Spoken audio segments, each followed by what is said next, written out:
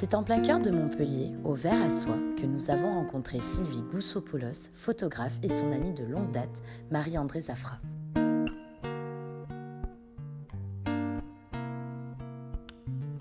Moi, c'est assez étrange. En fait, c'est pas moi qui ai choisi la photographie. Je crois que c'est la photographie qui m'a choisi.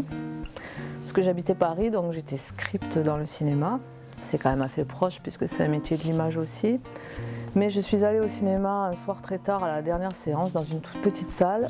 Et au moment de sortir de la salle, à mes pieds, j'ai senti qu'il y avait quelque chose sous le siège. Et c'était un appareil photo. Je me suis dit, tiens, je vais faire des photos. Voilà. Donc ça a commencé déjà comme ça.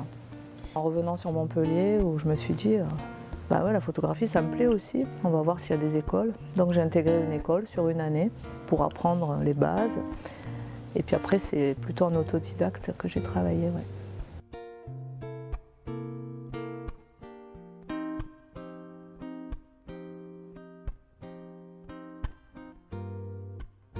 Ce qui m'intéresse dans la photographie, c'est la rencontre avec les gens que je photographie.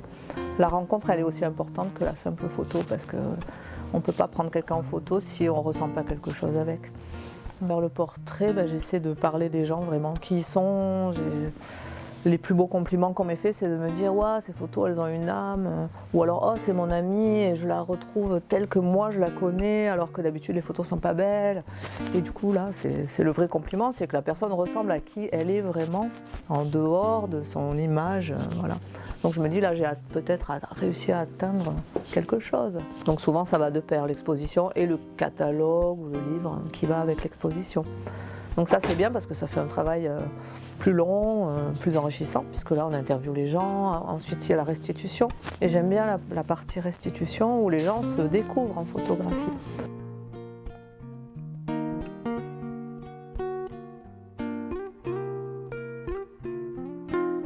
C'est pas moi qui ai choisi le sujet, encore une fois, on a fait appel à moi, parce que c'était les femmes dans le milieu de la pêche.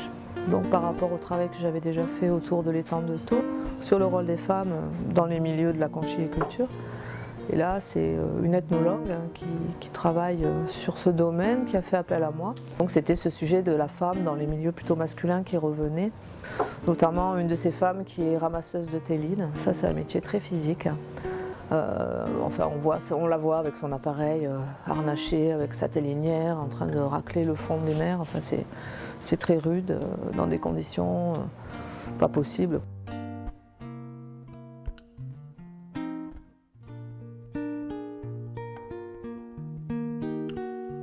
Alors moi déjà je suis admirative parce que c'est complètement à 10 000 km de moi. Je ne sais pas faire ce qu'elle fait. Instinctivement je parle, parce que bon effectivement on peut apprendre à dessiner. Or là moi j'essaye même pas, je sais que j'y arriverai pas. Mais instinctivement Sylvie, c'est dans ça que je dis qu'elle est artiste, parce qu'elle sait faire plein de choses sans avoir appris au départ. Elle fait des portraits de femmes et au travers des portraits je trouve qu'on voit l'âme et la personnalité de ces portraits par rapport à l'atténuation des couleurs, etc. Bon, ça ne plaît pas forcément à tout le monde, mais bon, c'est vrai que c'est particulier. Enfin, moi j'aime bien, ça fait comme un flouté en fait. Non, c'est qu'on ne voit pas les couleurs. Enfin, moi, c'est comme ça que je les vois en vrai. Dans la vie, je vois tout comme ça. C'est un peu l'ambiance qu'il y a dans la pièce où on est. Ça peut, comme ça, c'est pas flouté, mais c'est atténué, feutré, atténué. Ouais. J'aime bien. Voilà, donc non, moi je suis. Voilà, le mot c'est admirative.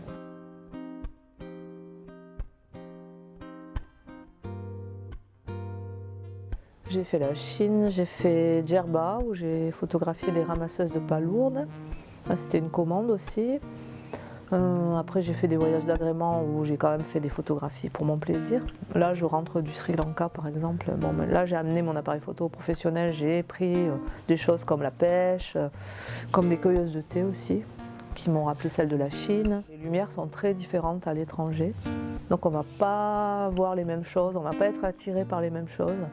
C'est vrai que le paysage ici, je suis moins attirée, à l'étranger plus, parce que c'est pas les mêmes lumières, c'est pas la même végétation par exemple. Donc j'ai découvert ça en voyage, et puis d'autres grains de peau. Chaque pays, les gens ont un grain de peau différent, donc il faut s'adapter. Tout ça aussi c'est beau, ça fait de la diversité. Les photos que j'ai pas pu faire, je les ai toutes en mémoire.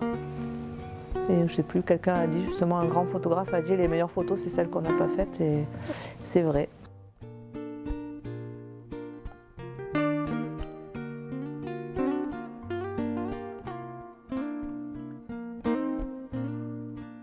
Je crois que les femmes, elles ont toujours été beaucoup peintes, voilà, racontées dans les histoires, dans les romans.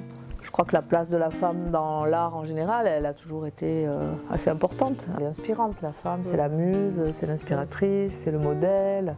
Oui, elle est très présente dans l'art, mais des deux côtés, en tant que modèle et en tant qu'artiste. Les femmes que tu photographies, c'est des femmes actives. Oui. C'est pas des femmes. Ah oui, c'est objets. pas la potiche, quoi. Oui, voilà. Je trouve que les femmes avant étaient plus dans la femme objet, la femme qui pose ou la ménagère à la maison. Plus que les femmes que tu photographies, c'est des femmes à c'est pour montrer qu'elles ont un métier, qui peut être un métier plutôt masculin. Oui, forte personnalité aussi, voilà. Donc on coupe. Oui. Mais non.